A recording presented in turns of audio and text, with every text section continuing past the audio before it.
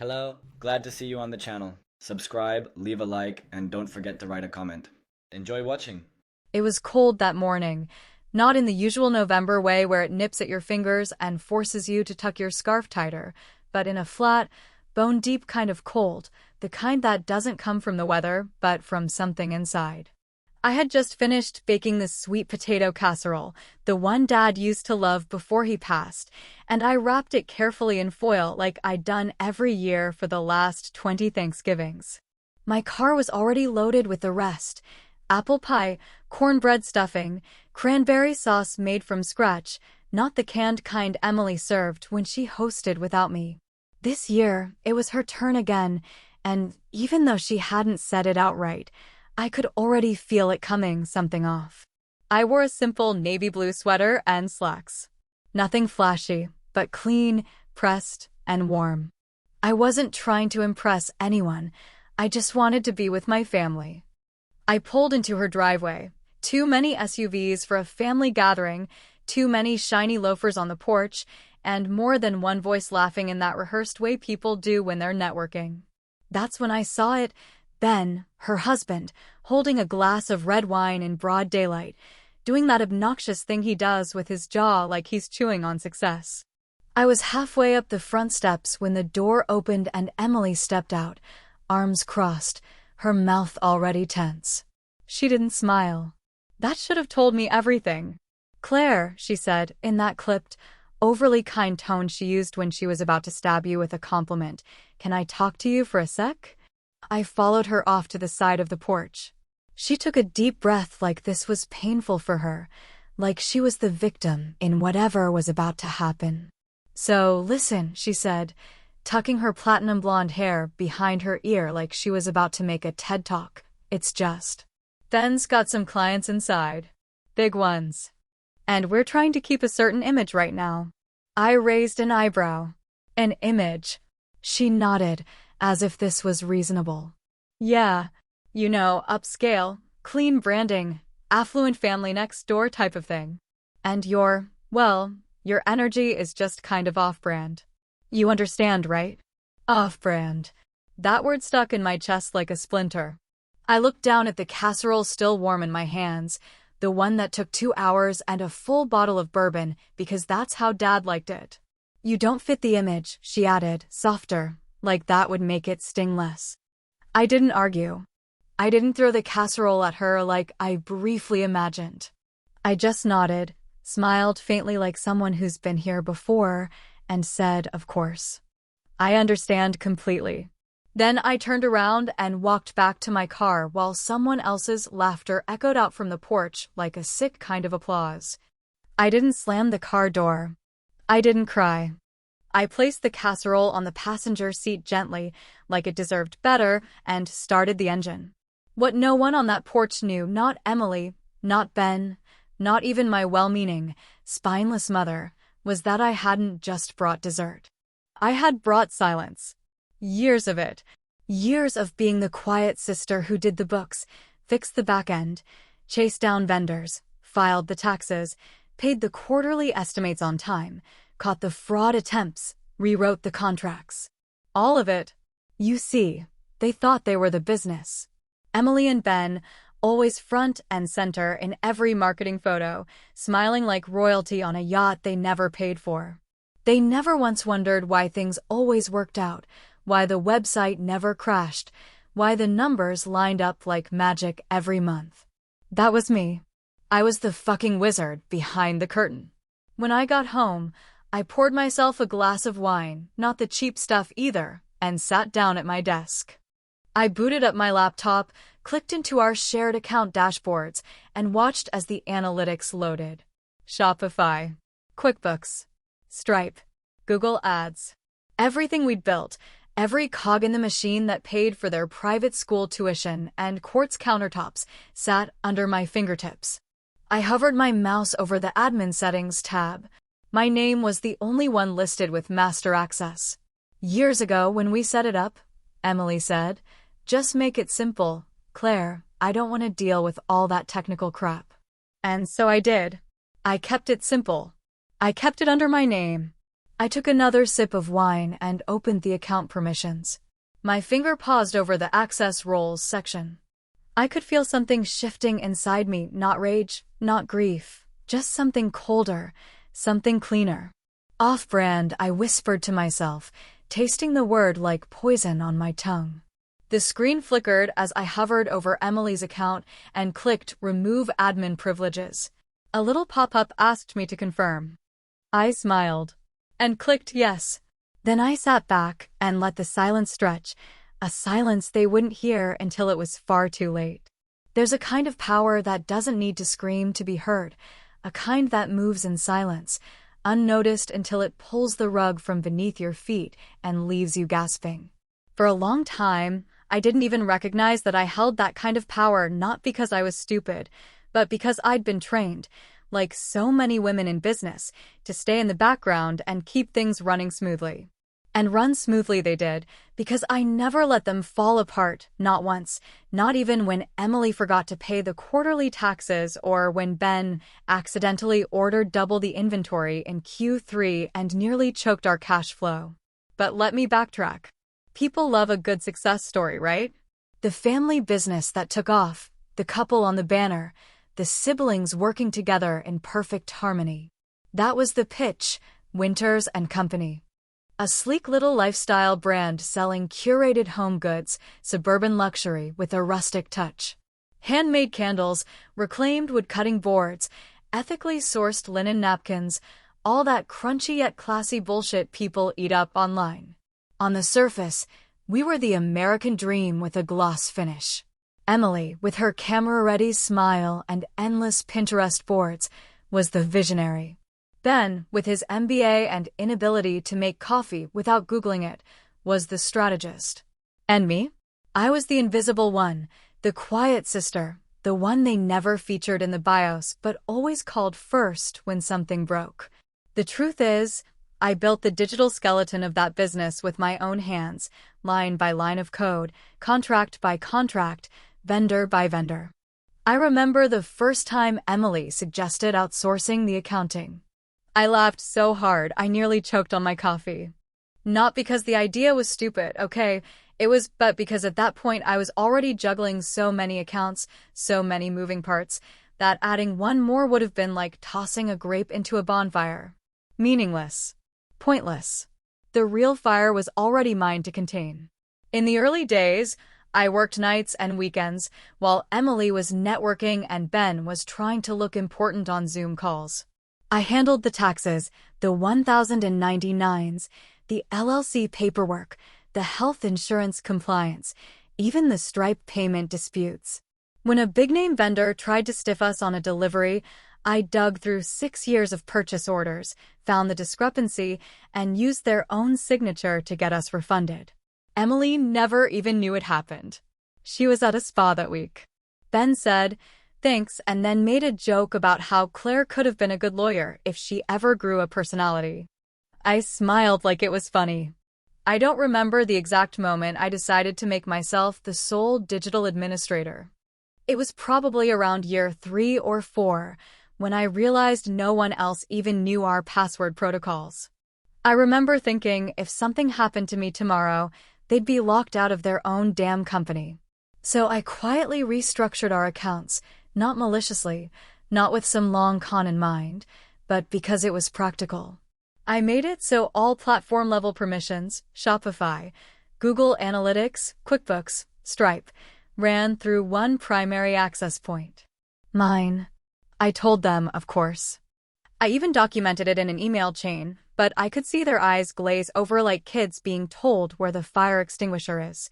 "Got it, thanks Claire," Emily replied with a thumbs-up emoji. She didn't even read it. By year 5, we were pulling in over $700,000 a month. Wait, that's not right. You know what I mean. The money was real, though. And so was the control, even if no one else saw it. That's the thing about being the ghost in the system. You get to know every screw, every circuit, every place where the blood flows. So when I went home that Thanksgiving and opened up the admin panel, I didn't feel like I was breaking something. I felt like I was waking it up. I started small. I paused the automated payout to a vendor that always processed on Fridays. It was subtle, almost like a hiccup, and easy to brush off. But the chain reaction would be slow, precise, and undeniable. I waited, letting the system send the payout delayed notice to Ben's dashboard, knowing full well he never checked those things until it was too late. He called me the next day. "Hey Claire, did something change with the supplier payment system? One of our vendors didn't get their funds this week." He sounded annoyed, not panicked, like a man who assumes someone else will fix it. I kept my voice calm, soft, professional. Probably just a glitch. You know how these systems are. "I'll take a look. Can you get on it now?" he asked. "Of course," I said, already looking at the full list of payout structures. "I'll handle it." He hung up without a thank you. I stared at the screen for a long moment after the call ended, my hand still on the mouse. A glitch, I had said. But what they didn't know, what they had never bothered to ask, was that I was the glitch. I was the patch, the firewall, the heartbeat under their empire. And now I was the knife at its throat. They say if you want to hide something valuable, you should put it in plain sight and surround it with people who are too arrogant or too distracted to notice. That's what I was, right in front of them, every day, every transaction, every little error I corrected before it cost us thousands, but never the face they photographed, never the name they said aloud when praising the family business, to the press or clients or anyone who mattered. I wasn't part of the image, and that suited me just fine for a while. It was mid-December when things really began to unravel, although you'd never have known it by the look of Emily's Instagram. They were preparing for the big winter launch, the one she swore would take the brand to the next level, a nauseating phrase she'd stolen from some TEDx guy she quoted like scripture. The kitchen table became her war room, swatches, mock-ups, product cards all spread out like she was planning a revolution with linen napkins and handmade soy candles. Ben hovered behind her in those loafers that always squeaked, pretending he was handling logistics while forwarding vendor emails to me with nothing more than the subject line, "Fix this." I didn't say a word. I just kept flipping switches. First, I paused the Facebook ad account, just for 24 hours. That alone dropped engagement by 20% overnight, but Ben assumed the algorithm was just being finicky. Then I rerouted the PayPal account into a manual approval mode, slower, more clunky, but subtle enough that no one would notice unless they were paying attention. And, of course, they weren't. Amazon's fulfillment dashboard was the next domino to lean on. I initiated a freeze on automatic inventory restocking for 3 top-selling items, claiming a security verification was pending. I used our own flagged IP address from a vacation home Ben used in Tahoe last year to trigger it, so technically I didn't even lie. Their system thought it was suspicious, and I let the system do the rest. No one questioned me. No one ever did. I'd spent a decade training them not to. What made all of this feel almost too easy was the fact that no one had ever really taken the time to understand what I did. Emily thought back-end management meant checking boxes on a dashboard once a week. Ben assumed I had some vague role in accounting or tech support. And my mother, well, she just said, "Honey, you've always been so good with numbers," like I was a gifted child sorting beads into cups. I had legal power too, which they also forgot. Dad made sure of that. Before he passed, he made it clear he didn't fully trust Emily's need for attention or Ben's tendency to play smart when he wasn't. He never said it outright, but in the way he looked at me when he handed over the sealed envelope, I knew. Inside were notarized documents that made me executor of all our digital assets, silent controller of any intellectual property tied to my name, and even listed me as fallback ownership for the corporate entity in the event of sudden or continued administrative negligence. That was Dad's phrase. I remember reading that line and thinking, you always saw it, didn't you? I visited his grave that morning, just after flipping the Amazon switch, and knelt by the tombstone in my heavy coat while frost nipped through the fabric. I brushed the dead leaves off the granite and whispered, "You told me never to let them sink the ship. You didn't say what to do when they tried to push me off at first." His name was chiseled deep into the stone, Mitchell A. Winters, 1948 to 2016, and beneath it, in smaller print, the phrase he always repeated, "Do the work, then let the work speak." I stood in silence for a long moment before walking back to my car. In the distance, I could hear some kid riding a bike too fast down the cemetery road, the sound of his laughter echoing through the stillness. It reminded me that life moves fast for some, and not at all for others. For the first time in months, I didn't feel bitter. I just felt awake. That night, I checked my email and found a message from a law firm I recognized immediately, one of our biggest manufacturing partners, the kind we'd built the whole winter launch around. The subject line was all I needed to see: immediate action required, breach of contract notification. My heart didn't skip a beat. I had expected it. I had orchestrated it. They were threatening legal action due to an unpaid shipment that should have been released last Friday, but of course it hadn't been. Because I hadn't approved the payment. Emily was CC'd, and I watched the little icon as she opened it from her phone. I could picture her face tightening, her carefully plucked eyebrows furrowing, her breath catching as the brand she'd curated like an Instagram filter began to wobble in the wind. Within 2 minutes, my phone buzzed, "Ben calling." I let it go to voicemail. Then again. Then a text, "Claire. Urgent. We've got a major issue. Emily is freaking out." I didn't reply. Instead, I opened a second window and began downloading the sales logs and vendor receipts, every tiny brick in the wall they'd built, and convinced the world was made of stone. But I knew it was paper. I had cut every fold myself. They were panicking now, but they still didn't understand what was happening. They would point fingers, assume system errors, maybe even blame a junior staffer or some intern who missed a payment request. They hadn't even begun to suspect me yet, and that's what made it so satisfying. Because they still believed the quiet one doesn't fight back. They still thought I wouldn't bite. They still thought I needed them. And they were about to find out just how wrong they'd been. The first call came in at 7 in the morning, and I knew without even looking at the screen that it would be her. Only Emily could summon that kind of rage before coffee, like her veins pumped espresso and entitlement instead of blood. The ringtone felt louder than usual, shrill and furious, slicing through the quiet calm of my kitchen like an accusation. I let it ring out once, twice, 3 times, then answered with the most neutral voice I could summon. "Claire, what the hell did you do?" She was already yelling before I got the phone to my ear, her voice cracking in that way it always did when things slipped out of her control. "Do you think we don't know it was you? You sabotaged us, your own family, for what? Some sick kind of revenge?" I leaned against the counter, watching the kettle just begin to hiss, and said, almost too calmly, "I didn't sabotage you, Emily. I was you. For 10 years. Now I'm not." The silence that followed was sharp and immediate, like she hadn't prepared for me to own it so directly, like she expected some groveling explanation or a denial she could pick apart and stomp on in her high heels.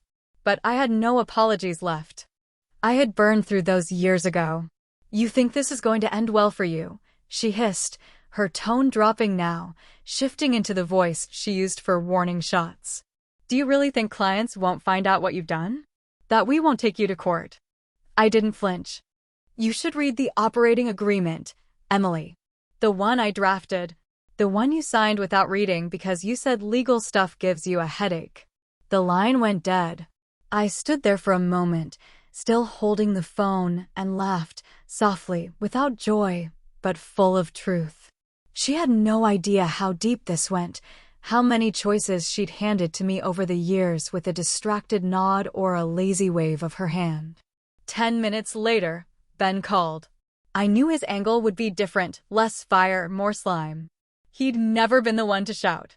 He liked to make everything sound like a negotiation, like he was doing you a favor while lining his own pockets. "Claire," he started, his voice low and conspiratorial, "let's not turn this into something ugly. I know you're upset. I know what happened at Thanksgiving was unfortunate. But you've got to understand, we're all under a lot of pressure here. I didn't say anything. He continued, look, if this is about ownership or credit, we can work something out. We'll cut you in on a bigger percentage. Hell, I'll draft a buyout offer right now. You walk away, clean, no legal mess. Everyone wins. I let him talk for another 30 seconds before interrupting him mid-sentence. Then, you've been backdating invoices for 6 months. You padded our last shipping report by 20% and submitted 2 different ledger versions to our tax accountant. I have receipts. I have timestamps. I have the originals. If you want to make this legal, I'm ready. He went quiet, then mumbled something about needing to talk to Emily and hung up. I didn't smile. It wasn't satisfying in the way revenge is in the movies. It was quieter than that. Emptier, maybe, but cleaner, too. By mid-afternoon, the phone rang again, Mom this time. Her voice was softer, heavier, like she'd already cried that day and didn't want to do it again.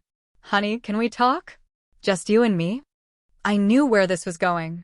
I leaned back in my chair and closed my eyes, already hearing the words before they came. I know things are hard right now, she said, carefully, like she was picking her way through a minefield. But we're family. Family doesn't do this to each other. Can't we all just sit down, fix this? I mean, what's this really about? Emily said you're upset, but family, I repeated, the word tasting bitter in my mouth. Family kicked me off the porch last week because I didn't fit the image. Family didn't blink when I got erased from the business cards. Family let me carry the whole thing on my back for a decade and never once said thank you. That's not fair, she said, but it came out so soft, so unsure. I don't even think she believed it. Maybe not, I said. But it's true. I hung up before she could ask me to reconsider. I didn't have the energy left to explain myself to people who only started listening when things fell apart. They never noticed the work when it was holding everything together. Now that it was gone, they wanted answers. Too late. That night, I opened my laptop and typed in a new domain name. Simple, clean, straightforward.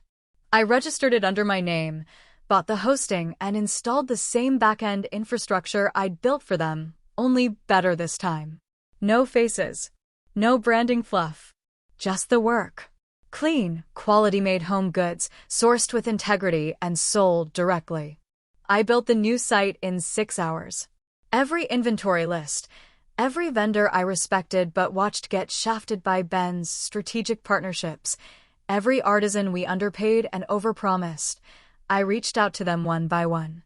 I told them who I was. I told them the truth. And most of them, without hesitation, said, "Where do I sign?" As the homepage loaded for the first time, plain, modern, no frills, I whispered to myself, no faces. Just real work. And I meant every word. 3 months pass quickly when you're building something from scratch, when your days are filled with purpose instead of damage control, when you wake up without the weight of resentment sitting on your chest like a drunk houseguest who never leaves. Every morning I walked into my office, a small second bedroom with cheap shelves and a whiteboard I'd picked up from an estate sale, and watched the numbers tick up, not by thousands, not by millions, not yet, but steadily, honestly, and with intention. What I had built didn't have any influencers tagging it in photos or press releases full of recycled buzzwords, but it had real people, real orders, and more importantly, it had my name on it. Meanwhile, Emily and Ben were doing what they did best, pretending to still be in control while everything around them slowly burned. The lawsuits had started piling up by late January, first from vendors who never got paid, then from smaller partners who had been promised exposure or commissions and ended up with nothing but bounced emails and half excuses. Their product launch, the one they'd bragged would break new records, stalled out within 2 weeks. Returns were high, refunds were delayed, and one viral post about shady dealings buried whatever trust they still had. I didn't do any of that directly. I just stepped away and stopped protecting them from the consequences they'd always assumed someone else would clean up. I watched it happen from a distance, quiet as always. The only thing I sent their way was an auto-generated notice about the domain expiration for our old site. They didn't renew it in time, so it was gone within a day, just a white page with the words "site not found." A fitting ending for something that was never as real as they pretended it to be. Then November came around again, bringing with it the strange ache of ritual, the muscle memory of family holidays we pretended were traditions, but were really just obligations. Mom called me a week before Thanksgiving, her voice as brittle as the dead leaves scraping across her porch. "Honey," she said, drawing the word out like it could soften what she was about to ask, "I think it's time you came back. Just for dinner. No business talk, no drama. Let's just have a normal Thanksgiving." I almost laughed, not because it was funny, but because she still didn't get it. There had never been a normal Thanksgiving. There had been polite silences and strategic seating arrangements and the invisible war between the people who made the food and the people who took the credit. Still, I said yes. Not for her. Not for them. For me. I showed up an hour late on purpose because I didn't want to be part of the toasts or the group photo or the nervous glances that always came when someone brought up Dad. I walked in holding a pumpkin pie I didn't bake and wearing a black turtleneck that made me feel like a shadow of myself. No one hugged me. No one made space for me at the table. Emily looked down at her plate when I walked past, like I was a ghost she hadn't yet decided whether or not to believe in. The house looked the same as always, over-decorated, underloved. Candles that had never been lit. Silverware that had never been washed by hand. A perfect image, as usual. Dinner was quiet. Ben tried to talk stocks with someone's boyfriend. Emily made a dig about supply chains under her breath. Mom kept smiling like she was on stage. No one asked what I'd been up to because they already knew. They had seen the articles, the growing buzz, the endorsements from creators who cared more about product than polish. But acknowledging it would mean acknowledging me, and they still weren't ready to do that. After dessert, I slipped away to the back hallway, where my niece, Nora, was sitting cross-legged on the floor, tapping away on her tablet. She looked up and smiled, not the performative kind, not the forced family grin, but real, unfiltered curiosity. "Hey," I said, crouching beside her. "What are you working on?" "I'm designing a website," she said proudly. "I want to sell my art." I smiled, for real this time, and reached into my bag. "Here," I said, handing her a small flash drive. "This has templates, code snippets, and a list of people who helped me when I got started. If you ever want to build something real, call me." Her eyes lit up in a way I hadn't seen in anyone else that night. Not even close. She didn't ask questions, didn't hesitate. She took it like it mattered. And I knew right then that maybe, just maybe, the cycle could break with her. I stood up, kissed the top of her head, and walked back through the house without saying goodbye. No one noticed. No one stopped me. And for once, that didn't hurt. It was snowing lightly when I got to my car, the kind of snow that doesn't stick, but makes everything quiet, almost reverent. I sat there for a second before turning the key, watching my breath fog up the windshield. They still didn't know. They still didn't know it wasn't just about the business. It was about never being invited to the table I helped build.